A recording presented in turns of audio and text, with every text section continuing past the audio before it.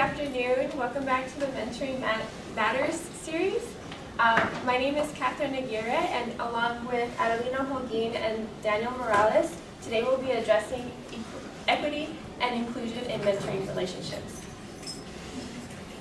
So to begin, a little bit about diversity. Diversity in many dimensions offers both challenges and opportunities to any relationship. So having more than one point of view a lot of the times can really contribute and benefit a project in a lab. And learning what's important for this relationship is learning to identify, reflect upon, learn from, and engage with diverse perspectives. And it is essential to fostering effective mentoring relationships and vibrant intellectual environments. So to begin, our first learning objective is increasing understanding of equity and inclusion and their influence on mentor-mentee interactions, and I will be going over that.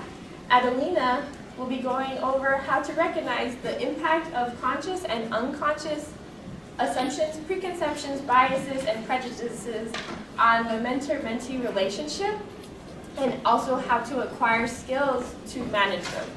And lastly, Danielle will help us learn to identify concrete strategies for learning about and addressing issues of equity and inclusion. So to begin to reflect on a little bit on diversity, I want you to take a few seconds to think about one difference between yourselves and your mentees, and let me know. So who would like to share? Go ahead, Dr. Go ahead. Age. Okay. What else? Different points of view. Okay. Different life experiences. Life experience? Mm-hmm. Gender? Okay. And now I want you to reflect how these differences impact your mentoring relationship with your mentee. So you were saying age, Dr. Holguin. Yes. How does that impact? It relates to what she just said. Life experiences are very different. Well, mine have been broad and came through different decades. Most of my mentees are very young, so their experiences are limited and limited to this generation. Mm-hmm. And you were saying other life experiences. Mm-hmm. Can you go a little bit to that? So different ways of living through those experiences. The way I was brought up will probably influence a lot of the way I experience things, and so when we're brought up in the same environment, we're probably looking at the same situation but from different perspectives. Mm-hmm. And then you were saying about gender, how has that impacted? I think if it's a male or female or the other way around, there may be some perceptions based on gender. Okay. So diversity encompasses these different complex differences and similarities in perspectives, identities, viewpoints among the members of the institution as well as the members of our outside community. When we talk about diversity, usually we talk about race and ethnicity, but it's much more broad than that. And like you were saying, it can also include learning and physical disabilities, gender, like Adelina was saying, age, generation, professional experience, sexual orientation, class, religion, communication styles, some people are much more outgoing than others, and learning and work style. So with that, with our second objective, I'll hand it off to Adelina. Thank you. We're going to do a couple of exercises, 2 activities for this, the second objective, to bring awareness of our unconscious assumptions that we have about individuals. When you walked into this room, you had some assumptions about this room. You assume there will be chairs, tables, there will be participants. And I want you to think about the assumptions we make about the people that we work with. I'm going to share with you a few words. So take out some pencil and paper, something to write with.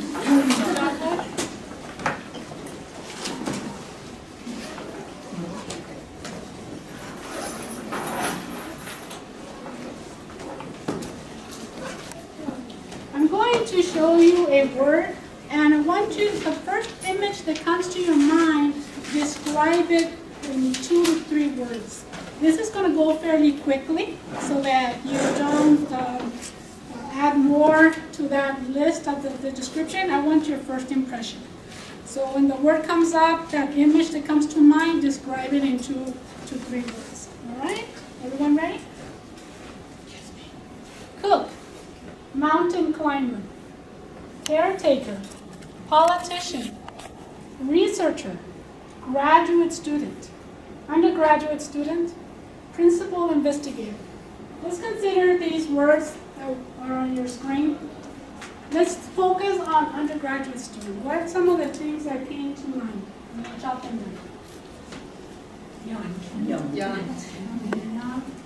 Busy. Busy? Young researcher. What was the last one? Young researcher.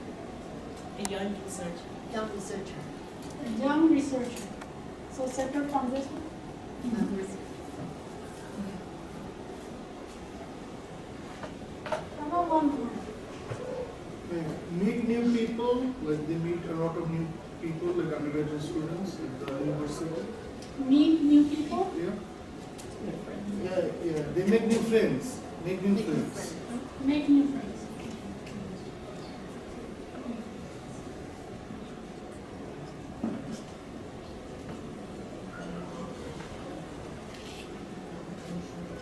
Did you think about age? Did you think about gender? Well, you did think about age because you said young.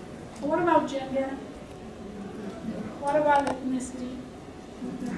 You're a great group. So the exercise is to bring to our conscious are these assumptions that we make when we meet people and how they could potentially affect our behavior. And if we're aware of them, we can then behave accordingly. Right? This next activity we're going to do is we're going to pass out some studies. These are the findings of these several studies. Take some time to look at them individually. And then after you've done that, pair up with someone and discuss one of the cases. And then we'll regroup and have a group discussion.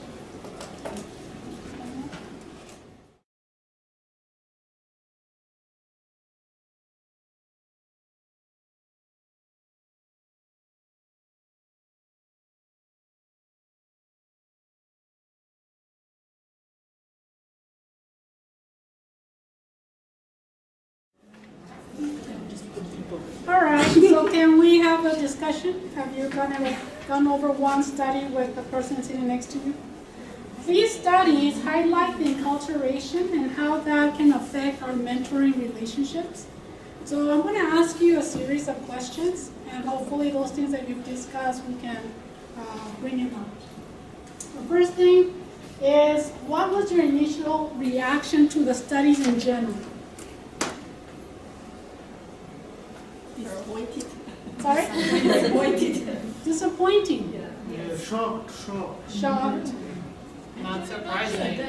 It's not surprising. See, now it's scientific evidence. Interesting. Interesting and revealing. Yeah. Interesting and revealing. And you said, sorry? Not surprising. Okay, you were not surprised. No. Me too. I was not surprised. I think it may not even be accurate, in my opinion. Well, these are the findings of studies that have been done, and we can give you the summaries of how they did them. He's right, for example, in the study with the different kids with handicaps. I think the situations are not comparable. They could have compared them if they had the same movie with handicap and non-handicap, without handicap, and the different movies again with handicap and without handicaps. You know what I'm saying? The second situation is not comparable with the one. You cannot get an accurate result in that study. That study, from my point of view, is not a complete accurate study. Because the second situation cannot be comparable with the first one. No, but in the business, they have done research While like in similar, like people tend to avoid like obese people. So if there is obese people sitting in one table, they will tend to sit on the other. No, but they, in the second situation, they have two variables. Yeah, but in one they And don't the two have that. variables are not comparable with each other. So they change the type of the movie. You know, they cannot compare with them. They have They have to control for two that. variables which are not working with each other. And just keep in mind that the focus is on the person that's looking at the situation. So it's the person that's assessing whether there's a handicapped person there or not, contingent of whether it's the same movie or not. So that may be the reason why they left that other component. But I think they had in the second one, they should have had handicap with the same movie one. Movie one without handicap, and movie two with handicap, and movie two without handicap. At that point, they were able to compare and they were able to get the result. The second situation, handicap with the first movie and second movie without handicap is not right study. You know what I'm saying? Yes. They need to have both Scenarios. in the second situation. So that leads to the next question. Which study captured your attention? And then just kind of elaborate why that was. Oh, which study captured your attention? One study in particular. So, I like number 9, the because stereotype threat case. Mostly because there is science behind it. The fact that MRI studies show that blood flow to the brain is shown to be activated in people that feel it moves from the cognitive center to the affective center of the brain when people feel stereotyped. That's very interesting. and it almost seems like this negative feedback loop because it changes a person's behavior, only perpetuating the stereotype, right? Exactly. Yeah, that's what we So were that's saying. what's It's so like interesting self-fulfilling about the prophecy. Exactly. MRI. Yeah, okay. How about another one? Number 10 took my attention because I am I know about that science and these things, and it was surprising for me. It should not be like that. And it's still, again, I am curious about the accuracy of this study, that if it is really like that. Number 10. For my undergrad senior, it's almost like a thesis. I studied this, and it's actually like if you see the cities, for instance, in the big cities, there is it's racially segregated, and the healthcare received by the minorities is actually much worse because they're low income, and that's why they have effects like low income, the lower life expectancy. But it says even after fixing and controlling the situation, it was the same. So this study says just being minority is enough, not just the socio-economic situation, just having a specific ethnicity or religion or something, even those factors, that is the last sentence that it said, even those factors are corrected and controlled, still the They same. receive lower quality health. But do they receive lower quality health care? What's behind that? Do they receive lower quality health care because they look for lower quality? Even though they, or is it that, and they receive, less likely to receive routine medical procedures? Is it because they don't look for them? So I there's mean, I have a husband that doesn't like to go to hospitals, doctors, period, and he can afford them. He just doesn't like to go to physicians, period. So is that something associated with ethnicity, with gender, with age? So there's a few studies, not a few, there's a considerable body of study out there that says that even starting at medical school, that the medical students perceive African American to be able to sustain more pain than non-African American patients. So when it comes to pain, because they think we have a higher threshold for pain, so we get prescribed less pain medication in the hospital. Women have less women don't get their concerns listened to when they're talking about that they're in pain because they think they're exaggerating. And so they'll get given ibuprofen for a situation that would require morphine or something like that. It's the same thing because of body composition. I just read another paper a friend forwarded me that doctors actually, when they come across a patient who's African American, they automatically assume that any issue that they present with comes from lifestyle and diet. And so if I say, oh, I've been having a lot of heartburn, I might be having a heart attack, but they're going to say, oh, it's probably because you eat too much spicy food or because of the usual connotation that is associated with the person that presents in front of them. So it's actually, so even if you have the money and you have the insurance and you have the hospitals, it comes from the healthcare provider and their perception of their patients, as opposed So to. what about So this? it's very important. So is that a From bias one or point a of view, preference? it It's should a not be yeah. like that, and it took my attention. Yeah. Wow. And that's what we're bringing this awareness, right? So once we become aware that this is happening, and then we can start asking why. So should Why is it everybody happening? wear a bodysuit? Their ethnicity is not recognized when they go for healthcare? So let me hear from you. Which case stood out for you? When we were talking about study one, Study one? Okay. my friend asked me, if you were in that position, who would you pick? Would you pick a woman or a man? And I thought, wow, that's putting myself in their shoes.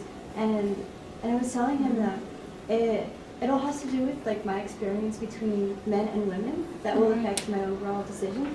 And he was saying the same thing, that he grew up with older brothers, so he was going to lean toward men. And since I'm a woman, I've been brought up like around women, and I know how women are, then I'm going to lean toward women. All right. So, and did you make this awareness today when you were reading this case? Did you like, oh, that's what I do? Which study was that? Study one. So let me ask you the next question. What implications do the results from the studies have for your mentoring practice? Maybe since you kind of put yourself in that situation, do you want to take this first question?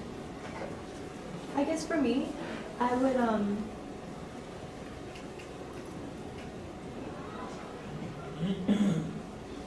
would be more I guess comfortable around women, and I would be I'm not too sure how to describe it. I guess more understanding and have more of a connection if I was mentoring a woman than a man. But I think it comes down to that. So about this. I would say that one has to be very conscientious of our own assumptions related to bring it to the front of your forehead in order to ensure that the way you treat people is regardless of gender, ethnicity, age, handicap, condition, etc. You need to be conscious about it. Conscientious. Right.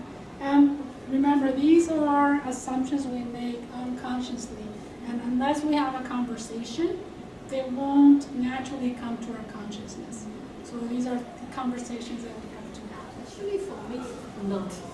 But here we're talking about mentor and the mentee's relationship. But for the diversity, also work the other way from mentee to mentor. They have perception, even and come and seek help. But they kind of judge you by your gender, they judge you by your outside, how they perceive what it is. Because I was teaching chemistry and then I look young. So when I walk in, I always sit among the students and they were just gossiping and stuff. And then the time is up and I stay in front of them. And then I will experience that people already judge you and just say, you know what, there's a young female Asian person cannot teach science. And also some of the male young like 20ish, they will just kind of like use that challenging type of attitude to say, you know what, she doesn't know what she's doing. But there is no way for you as a mentor position to judge them. You have to avoid that. And you just have to put them where they belong, is with the students. So you can see their face, their attitude, you know that they already start judging you and then kind of challenging your authority. But as a mentor, how could we break that barrier? How You could just we? teach what you do, and then you know some troublemaker. And you put the questions, just challenging who wants to come to the blackboard and stuff and like work this problem. Some are very friendly, me. They say, okay, go home your horses. But some of them don't want it, and then just have that attitude, say, how about you try and stuff. And soon you will put them in their place as students. What if we bring the same to their awareness? Because there must be something going on as well for them, these unconscious assumptions. And if we bring it to their awareness so that we can break that barrier and we can then mentor. You just have to be professional to what you're doing, teaching or mentoring, and treat it the same. And then we'll learn that pretty quick. This is a professional place. All right, last question. What are 2 to 3 practical things you could do to minimize the impact of bias, prejudice, stereotype in your mentoring relationship? And I think we started that conversation. What do we have to? She said to be professional and not including the assumption that it may have spontaneously without any intention. Okay, so To professionalism. modify them, yes, professionalism and modifying any unconscious assumption.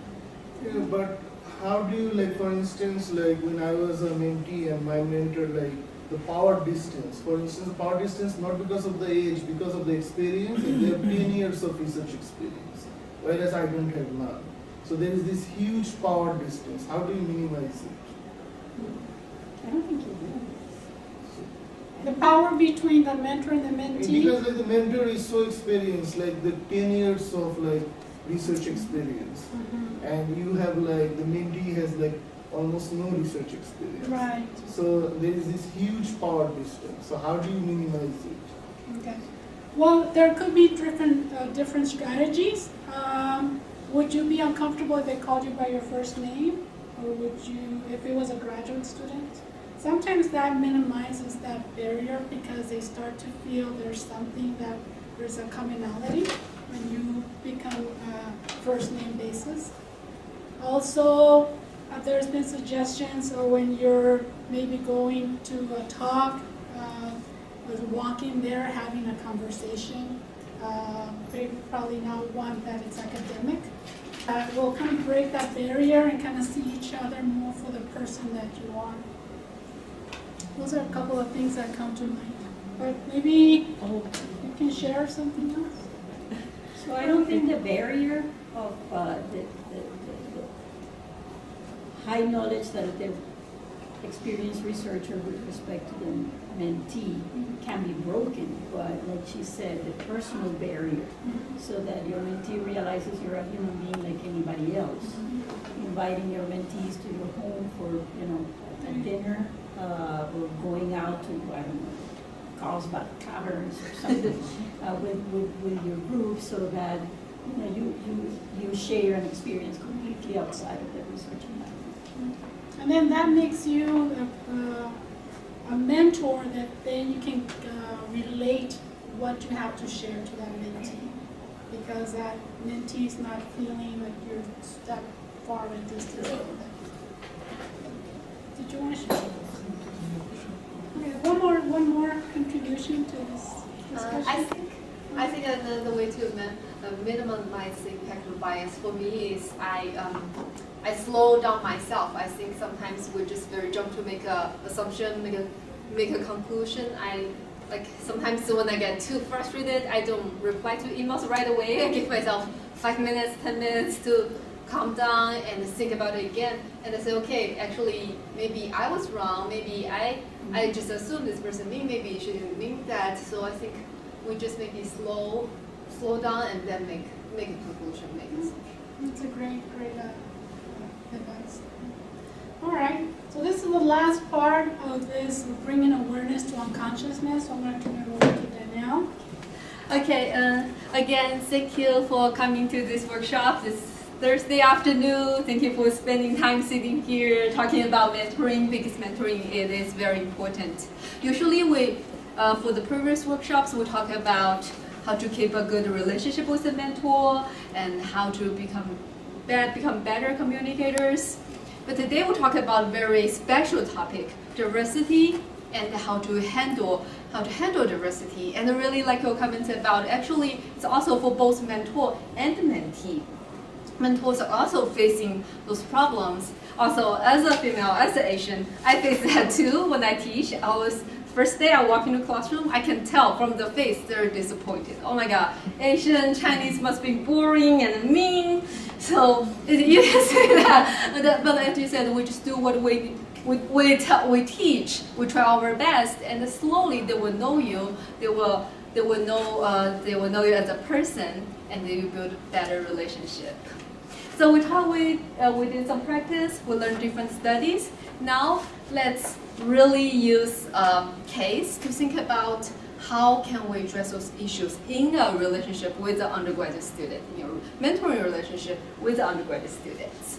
So let's have a two-group discussion. Can you guys join in that group maybe? And so let's first read the case study, and as a group, on each table, talk about the 3 discussion questions. Then we regroup and we report to the whole class. So I heard that conversation at each table. So maybe the first question, not even this the first discussion question, but the question is, should the mentor even ask the mentee just because she's the only African American student at the department? Should the mentor ask? I heard some yes and no. I said the answer is yes, but it depends how he asks. The way he asks the question is important, but the answer to your question is yes. He should ask. Okay, so we should ask this mentee if she's doing well, if she's happy, and any other different opinions? Well, I'm just wondering, why would we ask in the first place? Like, what's the intention of that question? Yeah, that's more related to discussion question too. Why did you ask if the student is doing great? Mm-hmm. She's only minority student, but she's doing great. Should we ask? What we discussed here is the only reason to ask specifically would be if you're aware that members of your group are prejudiced. And you want to make sure that none of that has surfaced with the person. That's the only reason to ask. Otherwise, there's no need. Other than the way you would ask any other race or ethnicity. Is everything going well? Are you feeling well integrated with the group? Are they welcoming you as a regular member? Just like the same question you would ask anybody. Don't bring up the race. Yes, the same way you ask any other students, if you're doing good, do you need any help, support from me to make the mentee comfortable, and you, as a mentor, you also feel comfortable. So I already see it's kind of sensitive when we're talking about race ethnicity. It'll become more complicated when it comes to sexual orientation. What if this mentee is the only openly gay student as a department? Would you ask? Would you even talk to the mentee about this issue? No, I didn't know. Why? I think there's no difference. It's the same. Mm-hmm. It all depends the way you approach and you ask, but there's no difference between number 3 or number 1 or number 2. In my opinion. Yeah, so we just treat them equally the same. How about this table? We said, why are we asking if the student is not struggling? And also maybe instead of asking them, oh, are you okay? Just saying, how was your summer experience? We want to have feedback. How was your summer experience? Do you have any recommendation? And then leave the door open for the student to say, X, Y, Z, but to not assume that because of who they are, they might be having issues, because they just might not. Yes. But to just ask for feedback and then let them bring something up if it's worth bringing up. Okay, any other comments? Any suggestions? Okay, I think we're done with our 3 activities. Again, thank you for coming to today's workshop. And if you have any questions, if you're interested in mentoring training, you can feel free to contact us or Carla, and we will have our next workshop in April. But Carla will send out the email to everybody. Okay, thank you very much. Thank you. you.